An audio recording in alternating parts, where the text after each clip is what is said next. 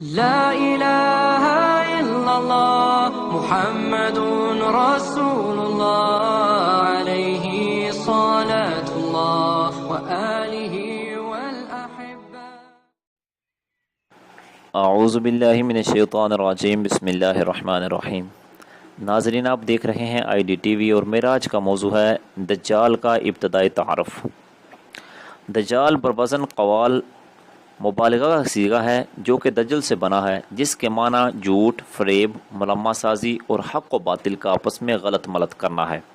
چونکہ دجال میں یہ سارے عیب ہوں گے، اس لیے اسے دجال کہتے ہیں، یعنی بہت زیادہ جھوٹ بولنے والا اور بہت زیادہ فریب دینے والا۔ یہ دجال موٹا اور بڑے ڈول والا ہوگا، جوان ہوگا، شکل و صورت سے شریف اور خوبصورت لگے گا۔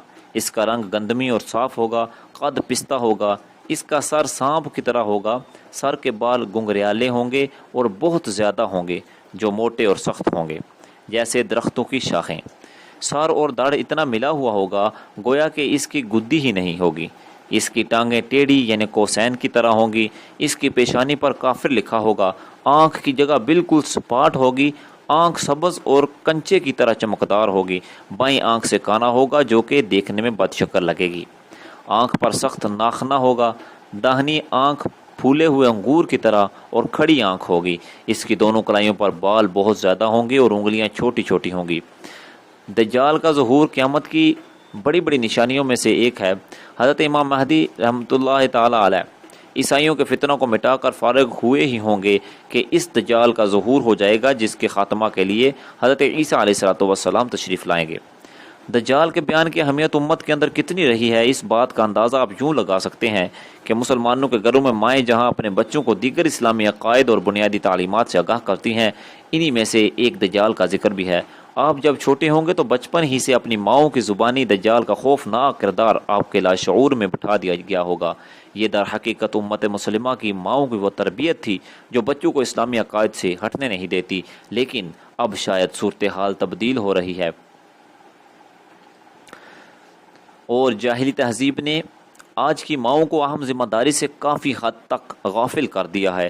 نیز یہ خروج دجال کی نشانیوں میں سے ایک نشانی ہے کہ اس وقت لوگ دجال کے ذکر کو بھول جائیں گے۔ لہٰذا اگر آپ فتنہ دجال سے خود کو اور اپنے گھر والوں کو بچانے کا ارادہ رکھتے ہیں تو اس بات کی اشد ضرورت ہے کہ اپنے گھروں میں دجال کے تذکروں کو عام کیا جائے، تاکہ ان کے آغوش میں تربیت پانے والی نسل کو اپنے سب سے بڑے دشمن سے بچپن ہی سے آگاہی حاصل ہو۔ فتنہ دجال کی ہولناکی کا اندازہ اس بات سے لگایا جا سکتا ہے کہ خود نبی کریم صلی اللہ علیہ وسلم اس فتنے سے پناہ مانگتے تھے، اور جب نبی کریم صلی اللہ تعالی علیہ وسلم صحابہ کے سامنے اس فتنے کا تذکرہ فرماتے تو صحابہ کرام رضوان اللہ مجمعین کے چہروں پر خوف کے اثرات نمودار ہو جایا کرتے تھے۔ فتنہ دجال میں وہ کون سی چیز تھی جس نے صحابہ کو ڈرایا؟ کیا وہ خوفناک جنگ یا وہ موت کا ڈر تھا؟ ان چیزوں سے صحابہ اکرام رضوان اللہ مجمعین کبھی ڈرنے والے نہ تھے۔ صحابہ جس چیز سے ڈرے وہ دجال کا فریب اور دھوکہ تھا کہ وہ وقت اتنا خطرناک ہوگا کہ صورتحال سمجھ میں نہیں آئے گی، گمراہ کرنے والے قائدین کی بہتان ہوگی، پروپیگنڈا کا یہ عالم ہوگا کہ لمحوں میں سچ کو جھوٹ اور جھوٹ کو سچ بنا کر دنیا کے کونے کونے میں پہنچا دیا جائے گا۔ انسانیت کے دشمنوں کو نجات دہندہ اور ہمدردوں کو دہشت گرد ثابت کیا جائے گا۔ یہی وجہ تھی کہ آپ نے فتنہ دجال کو کھول کر بیان فرمایا، اس کا ہیبت ناک نقشہ اور ظاہر ہونے کا مقام تک بیان فرمایا۔ لیکن کیا کیا جائے امت کی اس غفلت کو کہ عوام تو عوام خاص نے بھی اس فتنے کا تذکرہ بالکل ہی چھوڑ دیا ہے۔ حالانکہ آپ نے تاکیداً فرمایا، بار بار تم سے اس لیے بیان کرتا ہوں کہ تم اس کو بھول نہ جاؤ، اس کو سمجھو، اس میں غور کرو اور اس کو دوسروں تک پہنچاؤ۔ اللہ رب العزت جل جلالہ کی بارگاہ میں دعا ہے کہ اللہ رب العزت ہمیں اس فتنہ عظیم سے اور ہماری آنے والی نسلوں کو اس فتنہ عظیم سے محفوظ فرمائے۔ وآخر دعوایا ان الحمد للہ رب العالمین۔